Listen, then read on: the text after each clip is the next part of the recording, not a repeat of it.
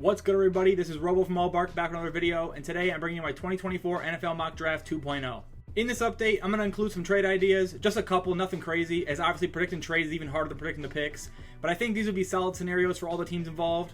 There's been a decent amount of movement and new intel for the Combine, and free agency is going to shake up the team needs quite a bit as well, so I'll be posting another mock update in the future as the draft gets closer. So with all that said, let's go ahead and get started with the draft. With the first overall pick, I've got the Chicago Bears taking Caleb Williams and eventually trading Justin Fields for draft capital. Their draft chest is pretty bleak right now, and I know they have some interest in moving up from 9 to lock in a receiver, so I wouldn't expect them to keep Fields on their roster past draft night, and Caleb is nearly a lock to be a Bear at this point. They can keep the cap hit low for a longer period of time and get the better quarterback prospect at no cost to them, so soon enough the decision will be made and Justin will have a new team to call home. Caleb's arm talent and his extended playmaking ability are the exact reasons why he's going to be the first overall pick no matter who's picking in the spot. Williams running for his life, fires to the end zone, jump ball, touchdown. With the second pick, I think the Washington Commanders select Drake May. Some people are speculating they have some Daniels interest with this pick, or could even move out for a haul, but I think ultimately the Commanders look to get a shot at a franchise quarterback here with the upside of Drake May. He can improve his footwork for sure, but the arm talent and athleticism is there without a doubt, and this would be a pick that gets a lot of fans excited for the future of the Commanders. He has it! And that time they caught the defense off guard. May floating. He's going to heave one for the front right. The Patriots hold the third pick in the draft, and I still haven't taken LSU quarterback Jaden Daniels to shape the future of their offense. His playmaking ability on the run combined with his accuracy improvements are exactly why he won the Heisman this past season, and a big factor as to why some draft scouts have him going to Washington with pick 2 instead of here. There is a possibility the Patriots choose to take Marvin Harrison Jr. and go after a bridge quarterback in free agency, but I think Jaden has enough traits and potential to be a franchise quarterback, and they should take advantage of that opportunity here. Daniels, he's going to take a shot. Kyron Lacey. The Arizona Cardinals are on the clock with pick 4, and this should be a no-brainer for them with Marvin Harrison Jr. still on the board. There's been some speculation they trade down with someone coming up for a quarterback, but I think they stand pat and don't miss arguably the best receiver prospect we've seen in quite some time to pair up with Kyler Murray and Gannon's offense. The size, speed, and ball tracking combination Marvin possesses are just special, and he was a highlight reel of his entire career at Ohio State. Throws it deep. McCord! Caught at the 40-yard line. Maserati Marv. This is the first trade of my mock I can see going down. The Chargers are rumored to want to move down for assets to help Harbaugh rebuild. And with the recent rise of Odunze stock, I can see the Bears coming up to pick 5 to lock in a receiver talent next to DJ Moore. I think they have to give up 9 as well as pick 75 in the third and at least a third round pick in 2025. They may have to pay a bit more than this based on recent draft night trades, so maybe a 2025 second instead of the third. But this is a solid value for a team looking to move down anyways. And with pick 5, I think the Bears grab Malik Neighbors, who seems to have a pretty strong relationship with Caleb already. Neighbors is a freak receiver talent who some have in the same tier as Marvin Harrison Jr. And as much as I love Odunze too, I think the Bears would be more interested in pairing Neighbors next to Moore. Pick 6 belongs to the New York Giants, who really have several needs to attend to, but nothing bigger than the offense. Quarterback is a serious possibility, but I think they decide on taking Rome Odunze here. Odunze's stock rose even more at the Combine, and he's a lot of people's wide receiver 2 in this class. I don't think the Giants pull the trigger on McCarthy at 6 and look to grab a quarterback in the second round or give Danny one more year with an improved passing attack, which is probably the best decision for him. Gotta hurry. This gets it off from the pocket. Zips it to the end zone. Caught. Touchdown. Rome Odunze. The Titans are up next with number 7, and I think they have a lot of interest in Rome Odunze here, but with the Giants nabbing him a pick earlier, Joe Alt will be a really strong pick for them, as I think he's become the clear best tackle in a loaded draft of him. He's an elite pass and run blocker with a frame near 6'9" and 320 pounds, and finished the number 1 graded tackle in the country this season. He would give Will Levis and their offense a ton of support to operate in the future. The Atlanta Falcons are another team rumored to have interest in taking a quarterback, but are also heavily involved in Kirk Cousins and Justin Fields talks, so I think they decide to grab edge rusher Dallas Turner out of Alabama at pick 8, the best defender in the draft in my opinion, and add a position of need for the Falcons. They could also move down from this pick, but I don't think Turner makes it much further if they do, so they should just take him here. Jefferson in the air. Gets hit. After the trade I mentioned earlier, the Los Angeles Chargers will be picking at 9, and they could definitely go tackle here, but I think they take Brock Bowers, who I think they're interested in grabbing at 5 anyways, which would make a trade down look extremely smart in this scenario. Bowers is one of the best college tight end prospects ever, and would fit in so well with Justin Herbert in a Harbaugh offense, which is always super tight end friendly. Guess who? Brock Bowers. Bowers heading to the end zone. The Jets have a big priority this offseason to address the offensive line for Aaron Rodgers next year, and Olu Fashanu would be a home run for them here. An elite tackle prospect who should be ready to contribute right away at left tackle. I've heard some stuff that the Jets would consider taking a quarterback in the future here after Rodgers, but I think the title hopes are more important and they can address that in a later round or just next season. I think the Vikings grab a quarterback here regardless of Kirk Cousins' future. A few teams are looking to move in front of them, so they may have to move up before they do. But in this scenario, nobody pays the price, and J.J. McCarthy is the pick here for Minnesota. A strong arm, athletic, high upside guy who is extremely efficient and low volume for Michigan. He wasn't asked to dominate games through the year besides the second half of TCU, but he was statistically by far the best quarterback in the country on third and longs, and has great footwork, especially on the move where his agility really shines. There are some question marks with decision making and deep accuracy at times, especially to the left side of the field, but the right situation could help him reach his potential as a franchise quarterback, and I think it's Minnesota. Who has to retreat to make a one-handed grab and caught. Dodges some pressure, escapes, and J.J. McCarthy is still running. The Broncos recently cut Russell Wilson, so they'll definitely be in the market for a quarterback. I don't know if they'll be willing to move up above the Vikings for JJ, so Jared Verse is my pick here for Denver. Grabbing an elite athlete off the edge would be a big addition to a defense that really struggled, and Denver could look to sign or trade for a quarterback rather than take a guy like Nix here at 12, which would just give Peyton a longer rebuild than he probably hoped for. The Las Vegas Raiders are on the clock next with number 13, and because I think they grab a free agent quarterback like Russell Wilson, I think they opt for defense help with Byron Murphy II in the middle of the D-line. Murphy's an absolute monster at 300 pounds and managed a 4.8 740 and a 33-inch vertical. Unreal athleticism for the interior defensive line, and was nearly unblockable with T'Vondre Sweat at Texas this past season. Pairing him up in the middle with Max Crosby off the edge could make for a dominant defensive line duo in the future. The Saints needs help on both sides of the trenches in this draft, and with how strong of a tackle class this is, I think grabbing J.C. Latham out of Alabama will be a strong pick for them here at 14. He's a huge tackle at 6'6", 340, and it seems one of the higher upside guys in the class. And with how often the Saints struggle to score this year, I think giving Derek Carr a stronger support system would be the right thing to do, along with another receiver later on in the draft to replace Michael Thomas. Offensive line, the big fullback gets in there, but now it's a one-on-one play in space. The 15th pick of the draft belongs to the Indianapolis Colts, and I think they prioritized Anthony Richardson with this pick, taking Brian Thomas Jr., who had a monster combine after a breakout season at LSU. They could go with a DB here, but I think Thomas has established himself as the fourth receiver of this class, and arguably close to the top three guys, and his speed and size can be an incredible asset for Richardson next to Pittman. Here comes a blitz. Daniels has a one-on-one in the back of the end zone. Climbing the ladder. Up next is the Seattle Seahawks, and in my first mock I had him taking Laiatu Latu, and that hasn't changed here. He's a great talent off the edge from UCLA, which Seattle really needs to take that defense to the next level.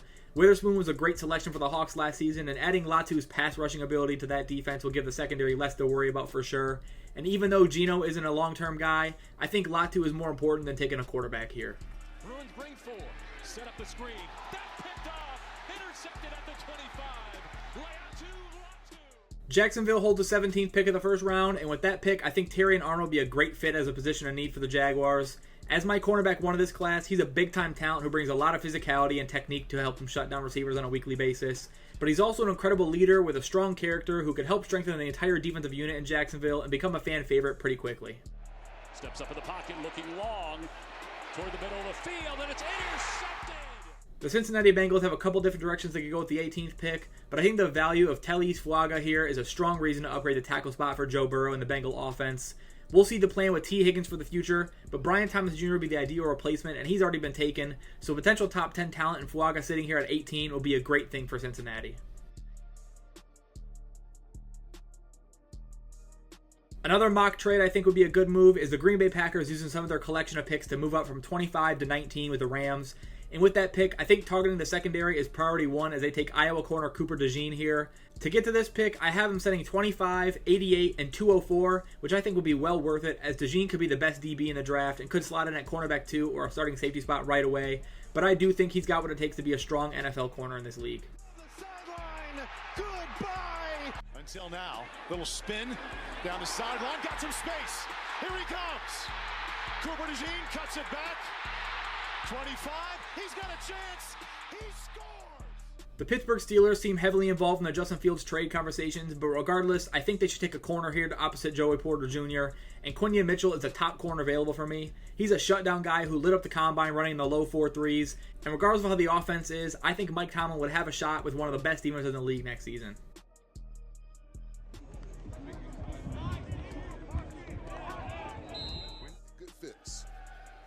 rolling out. He's picked off.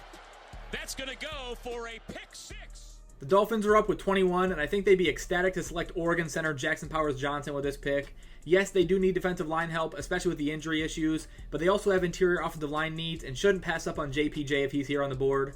He's one of the best interior lineman prospects in the past few years. He's a strong athlete and a dominant blocker and will be a huge addition for the Miami offense. The Philadelphia Eagles definitely need to address the defense in this draft, and I think they already have a Jason Kelce replacement on the roster at center, so I've got them taking Clemson corner Nate Wiggins here. He's got blazing speed that he showcased at the Combine before injuring his groin and has a lot of fans in NFL scouting departments as he doesn't take plays off. And he's made a few incredible chase down strip tackles for Clemson in the last couple of years, and he could really help the Eagles' defensive struggles with a lot of high effort play. Pick 23 belongs to the Houston Texans, who got this pick from the Browns trade of Deshaun Watson. And with this pick, I think Kool-Aid McKinstry would be a great pick to pair up with Derek Stingley in the secondary. D'Amico Ryans can continue to build his Alabama defensive pipeline with Christian Harris, Willie Anderson last year, and Kool-Aid here, and get a stronger defense on the field to complement C.J. Stroud's offensive firepower. Just a little bit outside on the fade route. No false starts by Tennessee against Georgia. The Dallas Cowboys have a few holes to address this offseason, starting with the left tackle position. Tyron Smith is on his way out, so Georgia's Amarius Mims would be my pick here. He's got a massive frame at 6'8", 340 pounds, and a ton of strength that can help him become a great tackle in the league. But with that strength, he's got a lot of athleticism that can help him block faster rushers off the edge and keep Dak clean on his blind side.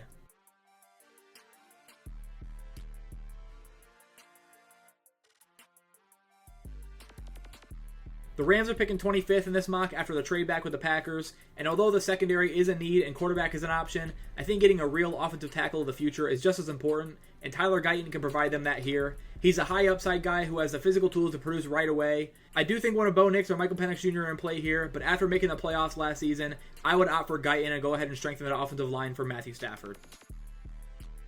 The Tampa Bay Buccaneers haven't brought Baker Mayfield back yet, but they did bring back Mike Evans and seem to plan on getting Baker back for another year. So Chop Robinson is my best edge available and should be a priority for the Bucs here. He's a freak athlete with incredible speed off the edge and is a type of edge rusher that could be in the backfield before some slower tackles can even get out of their stance in time to block him, and will be a great fit on this Buccaneers defense.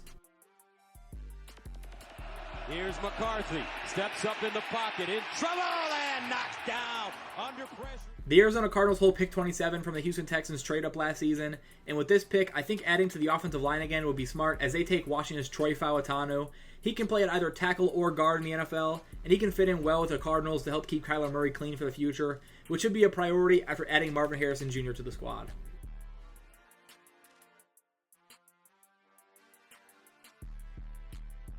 The Bills hold the 28th pick in the draft and recently went on a cutting spree to free up cap space for the offseason. So there's quite a few holes in the roster, but they've got a ton of picks. So taking a receiver as talented as Oregon's Troy Franklin would definitely be alright here. He's got great speed and is an advanced route runner and can give the Bills a viable wide receiver 2 or 3 for next season and potentially more depending on Stephon Diggs' future. Beautiful, and it's Troy Franklin. Look at that speed. Phil Knight. Give a pitch and catch. Look at a little double stutter and go. Franklin has... With pick 29, the Detroit Lions have to address the defense or take an interior offensive lineman here, and I think Johnny Newton still being available will be an absolute blessing for Holmes and Dan Campbell. Newton seems exactly like the type of player the Lions love on their team, and fits a need on the interior defensive line next to Aleem McNeil. He can wreak enough havoc in the middle to help take some pressure off of Aiden Hutchinson. An edge and a couple corners are still needed this offseason, but Newton is a guy I just don't think they should pass on. Pick 30 belongs to the Baltimore Ravens, who do have interior defensive line needs as well as a few other positions, but I also think an offensive tackle should be a priority as well as the rest of the offensive line besides center. And Arizona's Jordan Morgan is my top tackle on the board at this spot. There's a few different directions the Ravens could take the offensive line rebuild, but I think they should draft at least 1 or 2 with their picks, and grabbing a tackle early in a stat class is a good move to me. The 49ers hold the 31st pick of the first round and likely add to the offensive line unit, and a guy like Graham Barton makes a ton of sense with his flexibility. He started at a few different spots during his time at Duke, but he should fit in the best on the interior in the NFL and could be a strong fit in San Francisco as they continue to push for a Super Bowl. The last pick of the first round belongs to the Super Bowl champion Kansas City Chiefs, who managed to excel despite a lackluster receiving room, but most likely do get better weapons around Mahomes and Kelsey for next season. And Xavier Worthy would be a really fun addition, bringing back some of that Tyreek Hill type of speed to Kansas City. He broke the combine record with a 4.21 40-yard dash and was a big-time playmaking receiver and kick returner for Texas. He's really slim, but his prototype has had success in the league, and his route running ability is good enough to stick around. Here it goes. Oh! Here's the second round of my mock 2.0. A lot of potential first rounders here, as well as some guys I left off that are absolutely worth a second round pick, but obviously only 32 guys can go here. I think the majority of these picks cover a team need, or they represent a best player available pick, and I can't spend a ton of time going over every player in the second round, but I'll go over some of the key picks and fits in this round. Starting with Adonai Mitchell to the Panthers at 33. He had a big combine running in the 4.3s. He may be a first rounder, but I think he fit in well with Carolina.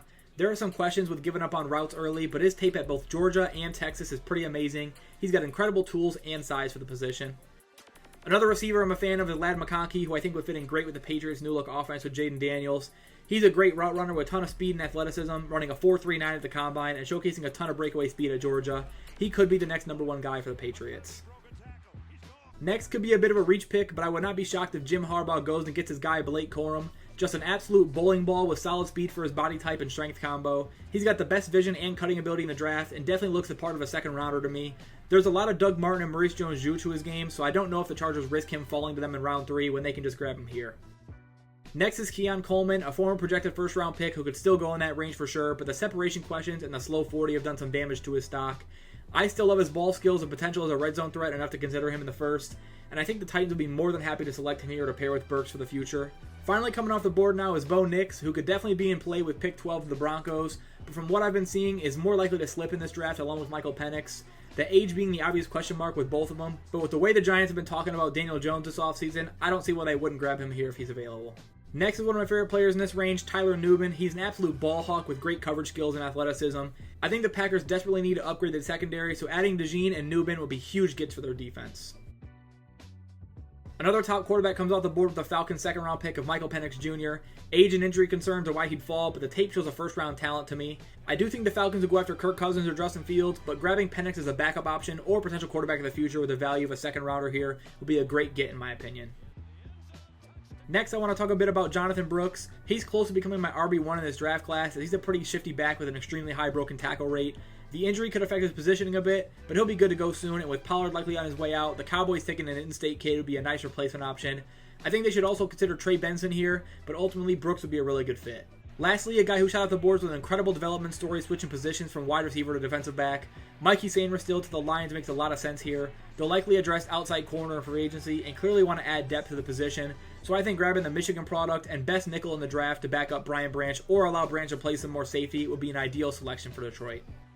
Mikey Sainristil has a couple of blockers. That's it for my second mock draft of the 2024 NFL Draft Class. A full 2 rounds of predictions, including a couple trades. Like I said, I plan on making another update or 2 before the draft in April, so stay tuned for more in the future. Before I go, anyone still watching, I want to let know I'm going to do a March Madness prediction video after the bracket comes out, so stay tuned for that video as well. But other than that, thanks for watching the video. Feel free to like and subscribe if you haven't already, and I'll see you guys in the next one. Peace.